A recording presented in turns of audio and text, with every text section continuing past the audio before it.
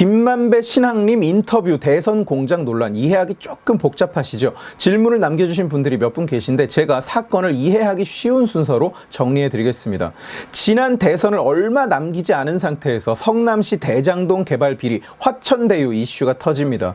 이재명이 성남시장이던 시절 성남시 개발공사와 화천대유 민간 컨소시엄이 대장동 개발 사업을 하면서 벌어진 수천억 원짜리 비리예요. 이재명의 주변 인물들이 대거 연루돼 있어서 누가 봐도 이재명이 깊이 연루된 것으로 보이는 사건입니다.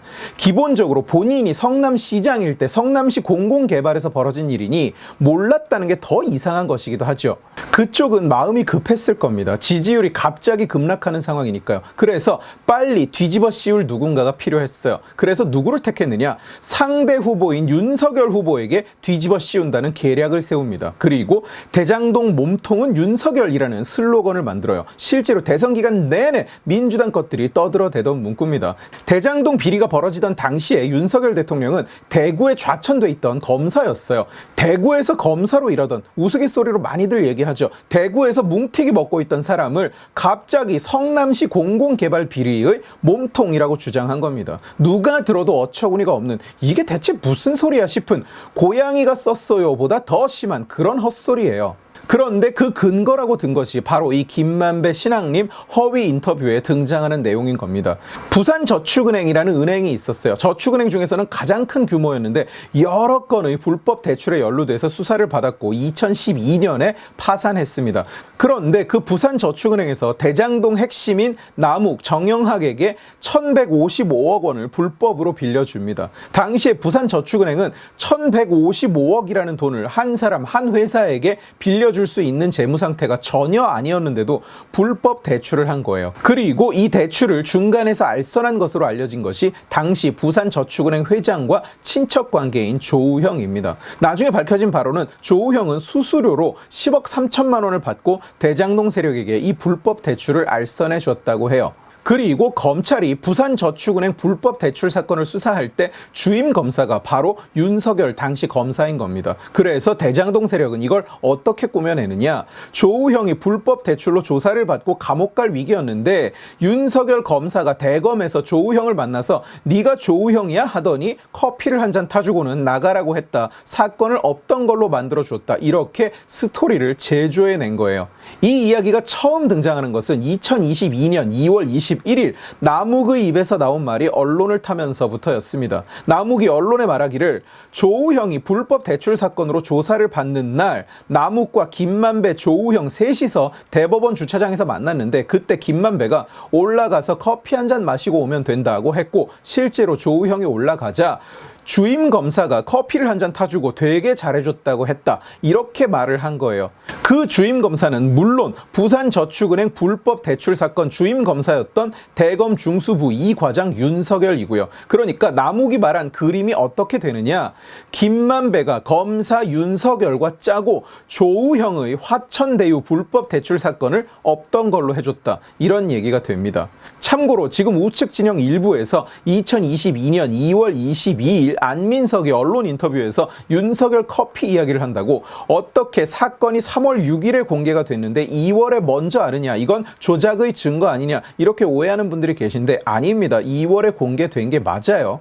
여기에서 이해를 돕기 위해서 시간의 흐름에서 약간 벗어나 보자면 조우형은 실제로 당시 수사에는 참고인으로 불려갔다가 조사만 받고 풀려납니다. 민주당 측은 처음에는 이게 대장동 몸통이 윤석열이라는 증거라고 우기다가 이제 가짜 인터뷰로 대선 공작질을 했다. 윤석열 커피는 없었다는 사실이 밝혀지자 이제는 이게 불법 대출 사건의 부실 수사라고 어떻게든 윤석열 대통령을 붙잡고 시비를 털어보는데 조우형이 당시에 풀려난 이유는 간단합니다. 당시 부산저축은행 불법 대출 사건은 부산저축은행의 임원들이 차명으로 특수목적법인을 세워서 거기에다가 대출을 해준 사건에 대한 수사였어요. 사건 자체가 SPC 불법 대출이었지 화천대유 같은 PF 불법 대출이 아니었습니다. 나중에 PF 불법 대출은 따로 수사를 하고 조우형은 그때 기소가 돼서 2년 6개월 실형을 살아요. 이게 2013년 얘기입니다. 그러니까 조우형은 당시 윤석열 검사가 맡았던 2011년 부산저축은행의 SPC 불법 대출 사건에서는 실제로 피의자가 아니었고 대장동 PF 결과는 아직 나오지 않았기 때문에 사건이 성립되지 않을 때입니다. 어쨌든 당시에는 조우형은 조사만 받고 그냥 풀려났어요. 그리고 2022년 2월 남욱의 입에서 그 윤석열 커피 이야기, 윤석열 검사가 커피를 타주면서 조우형을 풀어줬다는 얘기가 등장했는데 그때는 별로 주목을 받지 못했습니다. 그러다가 대선 3일 전 2022년 3월 6일에 그 내용이 담긴 가짜 인터뷰 녹취를 뉴스타파가 공개하는 거예요. 거기에 그런 내용이 담겨 있던 겁니다. 김만배와 50억 클럽 박영수가 윤석열 주임 검사에게 부탁해서 사건을 무마했다. 윤석열이 네가 조우형이야 하더니 커피를 타주고는 대장동 불법 대출을 없던 일로 해줬다. 그 가짜 인터뷰상 표현으로는 사건이 그냥 없어져 버린 거예요. 왜 커피를 타주고 무마를 해줬을까? 윤석열이 대장동 몸통이니까 이렇게 되는 겁니다. 대선 3일 전이면 이미 여론조사 결과 공표도 금지된 시점이죠. 정말로 막바지예요. 의혹이 터지면 해명을 할 시간이 없습니다. 남은 이틀 안에 갑자기 방송을 잡아서 대담을 할 것도 아니고 언론에 떠들어 봐야 기사화를 안 해주고 안 다뤄주면 끝이고 지금이야 유튜브가 있어서 과거보다는 대응이 됩니다만 유튜브는 어쨌든 한계가 있죠. 뉴스타파가 이 편집되고 조작된 녹취를 공개하자마자 이재명이 직접 이 내용을 자기 페북에 퍼나릅니다. 언론사가 이 내용을 처음 다룬 시점보다 30분이나 앞서서 이재명이 자기 계정에 글을 먼저 올린 거예요. 그리고 남은 3일 동안 민주당 정치인들이 지지자들 말고요. 정치인들이 이 가짜 인터뷰를 퍼나른 숫자는 총 65회에 이릅니다. 언론은 이 녹취를 그야말로 대서특필해요. MBC는 자그마치 뉴스의 4꼭지나 할애해서 이 확인되지도 않은 조작된 인터뷰를 내보냅니다.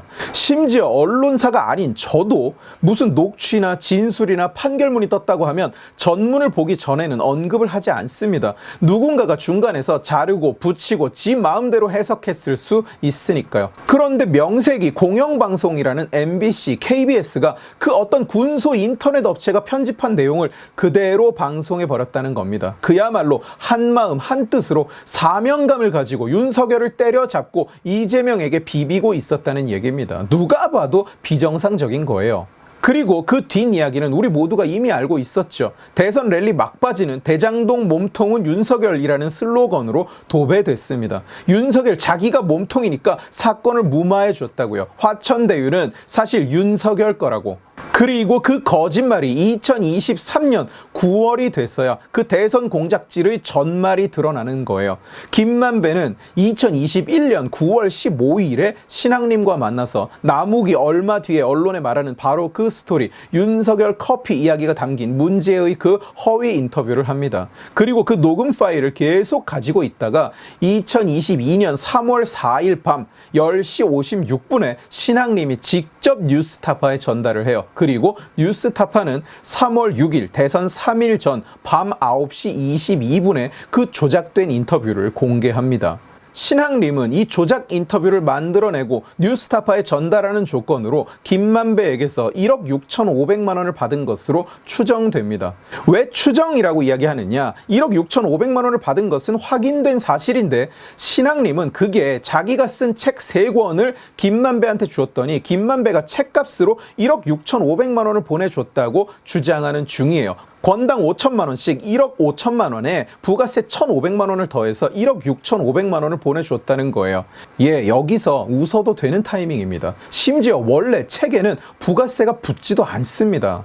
사건의 핵심 뉴스타파는 입장문을 내서 보도 경위를 밝히면서 어쩌고 저쩌고 말이 긴데 녹음 시점이 윤석열 후보가 국민의힘 대선 후보로 결정되기 전이라서 조작 인터뷰라고 의심할 수 없었다. 이런 씨알도 안 먹히는 변명을 늘어놓는 중이에요. 윤석열 총장이 대선 나간다는 얘기가 언제부터 있었는데 후보 확정 전에 녹음했다고 그건 무조건 진실일 줄 알았다고 거짓말을 하고 있습니까?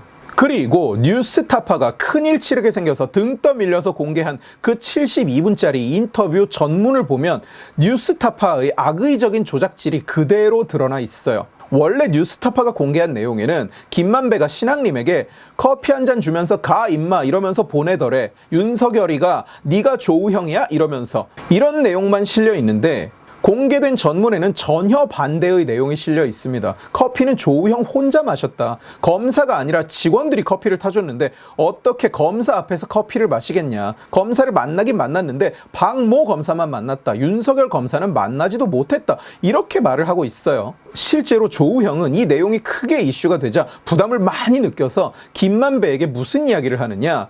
내가 윤석열 만난 적 없다고 아무리 말해도 기자들이 다뤄주지를 않는다. 형이 나서서 해결을 해달라. 이렇게 말을 합니다. 거짓이 너무 퍼지니까 겁이 난 거예요. 그러자 김만배는 조우형에게 이렇게 답을 합니다. 멀리 가라. 멀리 가 있어라. 일단 이재명이 대령통이 되면 다 해결이 되니까 일단 어디 외국이라도 가서 기자 연락 끊고 숨어 있으라고 말을 한 거예요.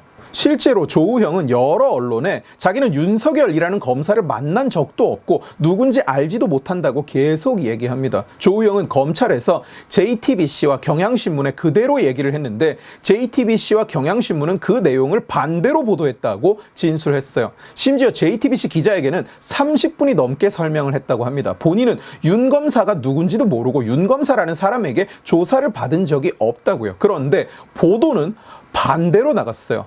문제의 JTBC 기자는 조우형보다 남욱의 말이 더 신빙성 있다고 판단해서 남욱 말만 내보냈다고 변명했다고 합니다. 당사자인 조우형이 아니라고 하는데 그 말을 통해서 전해 들었다는 남욱의 말이 더 신빙성이 있어서 당사자의 말은 잘라버렸다는 게 말이 되는 얘기입니까? 그리고 이 기자는 대선 후에 뉴스타파로 이직을 했다고 합니다. 꼴 좋다, 그죠? 이것은 아예 대놓고 인터넷 찌라시와 대형 언론사 그리고 공영방송이 합작해서 대선 공작을 시도한 사건입니다. 사태가 너무 커지자 김만배는 개인적인 대화였지 인터뷰가 아니다. 윤석열 검사는 당시 수사 무마를 할 권한이 없었다. 이러고 발을 빼는 모습을 보였습니다. 그러나 김만배는 당시에 신앙림 인터뷰가 형 작품이냐는 지인의 질문을 듣고는 뭘 그런 걸 물어 라고 답을 했다고 합니다. 그 지인이 직접 진술한 내용이에요. 뭘 그런 걸 물어는 자기가 했다는 얘기죠. 뉴스타파는 물론 당시에 의도적이든 의도치 않았든 자기들은 의도치 않았다고 얘기를 하겠죠. 공작질의 앞잡이 노릇을 한 언론사들은 너도 나도 사과문을 게재하기 시작했어요. MBC는 좀 달라요. 내부에서는 어쩌다가 내 회사가 이런 꼴이 됐냐는 한탄 섞인 목소리가 연일 올라오고 있는데도 오늘 발표된 MBC의 공식 입장은 사과가 아니라 말씀드립니다. 뉴스타파가 원문을 안 줘서 전달하는 데 한계가 있었다. 경위를 파악 중이다. 거짓말을 네 꼭지나 틀은 주제에 지들은 잘못이 없다고 합니다. 뉴스타파가 원문을 안 줘서 어쩔 수 없이 조작된 방송을 네 꼭지나 했다고요. MBC는 그냥 욕하는 게 무의미한 집단 같죠, 이제는.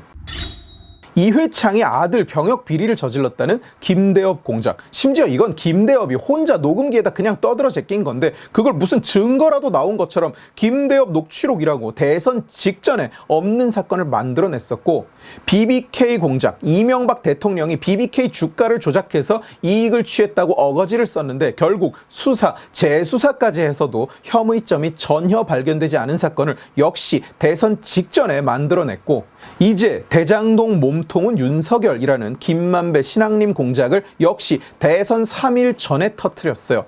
3번이나 같은 일이 일어났다는 것은 이게 민주당 측의 전통이라는 얘기입니다.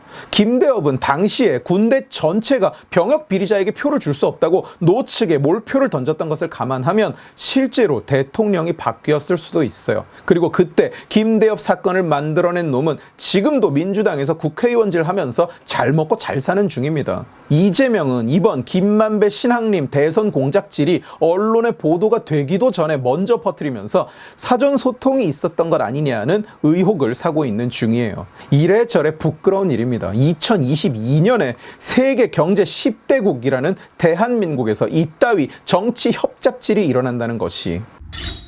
띄엄띄엄 들으면 상당히 복잡한 사건인데 나름대로 보시기 편하도록 내용을 좀 정리해 봤습니다.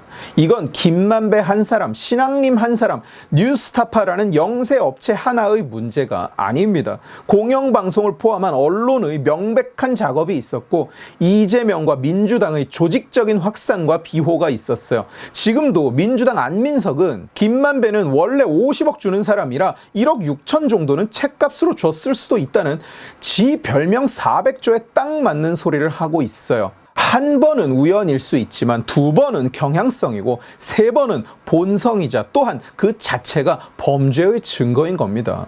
뉴스타파라는 듣보 매체에 뒤집어 씌우지 말고 민주당이 책임져야 할 일이에요. 누가 뭐래도 김만배라는 사람은 이재명 측근 아닙니까? 측근이 이재명을 살리는 거짓말을 제조해내고 선거를 더럽힌 사건인데 이재명은 몰랐다고 말할 겁니까? 김만배도 모르는 사람입니까? 이제 갑자기 물어보면 블랙아웃이 올 건가요 또? 오늘 지식의 칼은 여기까지입니다. 재밌게 보셨으면 지식의 칼 채널을 구독해 주시고 이 영상을 주변에 공유해 주세요. 여러분이 공유해 주시면 설득은 제가 하겠습니다. 고맙습니다.